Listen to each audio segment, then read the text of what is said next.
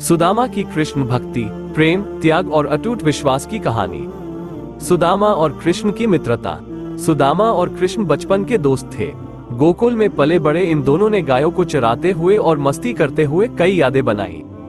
कृष्ण द्वारकाधीश बन गए और सुदामा गरीबी में जीवन जीने लगे, परंतु सुदामा का कृष्ण के प्रति प्रेम और विश्वास अटूट रहा। सुदामा का द्वारकागमन। अत्यधिक दरिद्रता से जूझते हुए सुदामा ने अपनी पत्नी के आग्रह पर कृष्ण से मिलने का निर्णय लिया।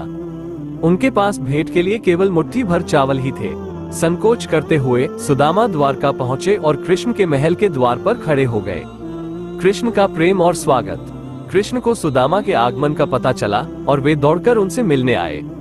उन्होंने सुदामा को गले लगाया, उनके पैरों पर गिर गए और अत्यधिक प्रेम और सम्मान व्यक्त किया। रुक्मिणी और अन्य रानियों ने भी सुदामा का स्वागत किया। भक्ति का सच्चा रूप। सुदामा ने संकोच करते हुए चावल भेंट किए। कृष्ण ने चावल को बड़े प्रेम से ग्रहण किया और रुक्मिणी को खिलाया।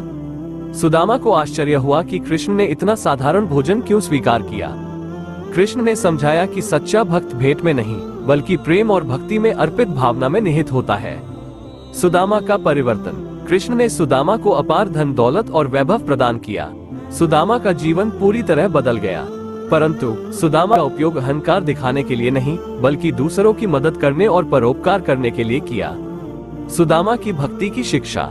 सुदामा की कृष्ण भक्ति हमें सच्चे प्रेम, त्याग और अटूट विश्वास का पाठ पढ़ाती है। ये सिखाती है कि भक्ति में भौतिकता का कोई स्थान नहीं है, बल्कि ईश्वर के प्रति समर्पण और प्रेम ही सबसे महत्वपूर्ण है। सुदामा की कहानी हमें प्रेरित करती है कि हम भी कर्मठता, ईमानदारी और निस्वार्थ भाव से जीवन जिए। सुदामा कृष्ण भक्ति की कुछ विशेष बातें। प्रेम और मित्रता। सुदामा और कृष्ण की मित्रता प्रेम और विश्वास का प्रतीक है। त्याग और समर्पण। सुदामा ने अपनी गरीबी और संकोच को त्याग कर कृष्ण के दर्शन किए। सच्ची भक्ति। सुदामा ने भेंट में चावल अर्पित करके सच्ची भक्ति का उदाहरण प्रस्तुत किया। ईश्वर का प्रेम। कृष्ण ने सुदामा के प्रति अपना प्रेम और स्नेह व्यक्त करके ईश्वर के प्रेम का संदेश दिया।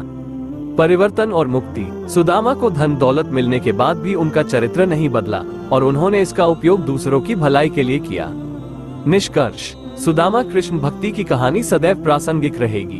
ये हमें प्रेरित करती है कि हम भी ईश्वर के प्रति प्रेम, विश्वास और समर्पण रखें और सदैव सत्य और धर्म के मार्ग पर चलें।